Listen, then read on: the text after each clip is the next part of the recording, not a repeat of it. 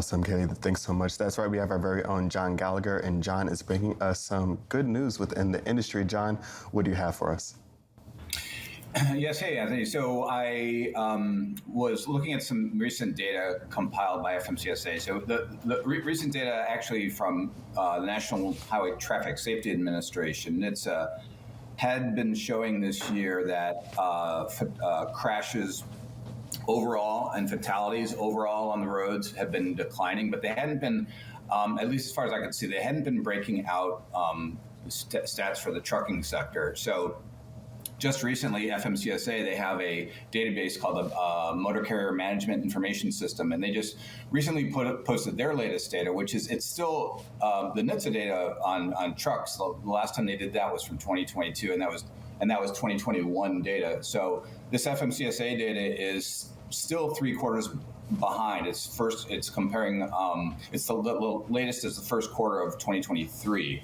So I just was checking doing some comparisons quarter to quarter, which I thought was sort of a fair comparison, since trucking is obviously, outdoor, and weather can have an effect. So looking at quarter to quarter, I thought was a fair way to look at it. So looking at it that way, the drop in fatalities had dropped 14% basically from first quarter 2023 to 2022 first quarter.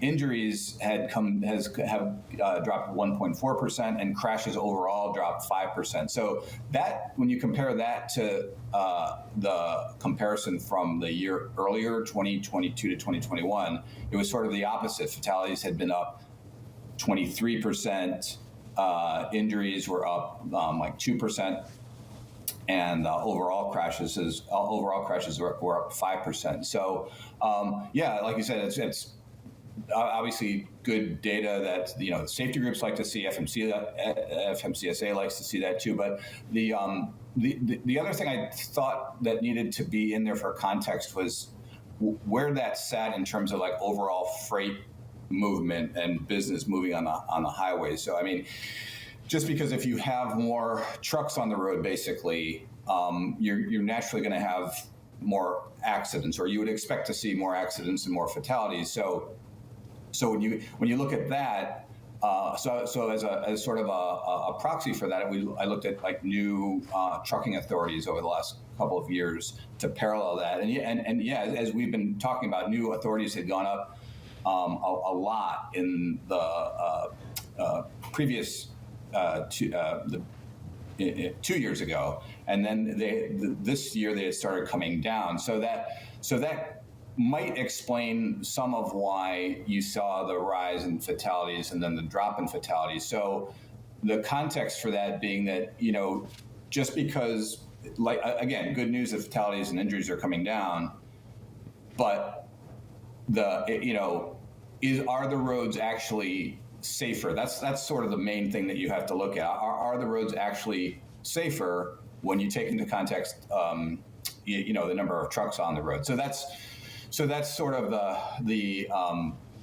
that's sort of the question: is are the roads safer or not? So that was what you had to look at. I think it's an interesting study to see that FMCSA is continuing to track this data, and as you mentioned, it's kind of difficult to find that proxy and make those connections, right? Do you think that there is a data metric that would maybe be better correlated to give us that idea of if the roads are actually getting safer? Like if we looked at maybe the number of fatalities compared with like your like road check scores or your safety scores that are done by inspections, could that also potentially be a good metric?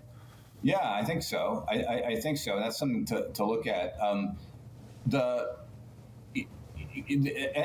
other thing that kind of factors in here is the fact that you have to look at also the types of, like, the sizes of trucks that they're looking at least as far as the owner operators are concerned. So the data that FMCSA puts in that management system, the motor carrier management system, they're looking at, they consider large trucks to be anything over 10,000 pounds. So, but as we know, when trucking is out there and is showing that there are fatalities and they get blamed, and safety groups, say this, and Congress,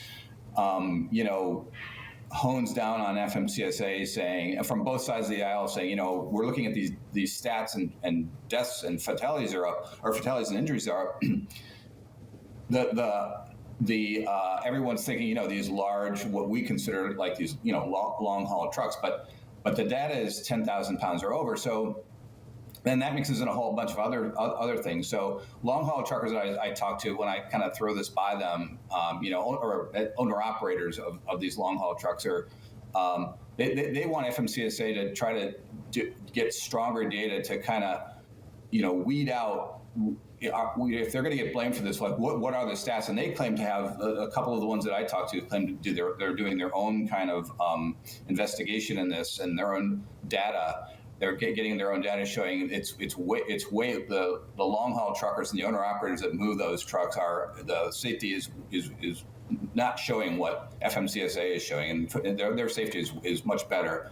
So to your point, Kaylee, there's there's different stats to look at to get a better handle, and I think FMCSA it would be good to get like better breakouts of where these injuries and fatalities are happening among which types of trucks. If these long haul truckers are going to get blamed for it, why not use the stats that show, instead of 10,000 or maybe 26,000 or 33,000 pounds and over, which is more, which would be a more accurate reflection of what a lot of people and what we tend to think of as the trucking, the freight industry and trucking.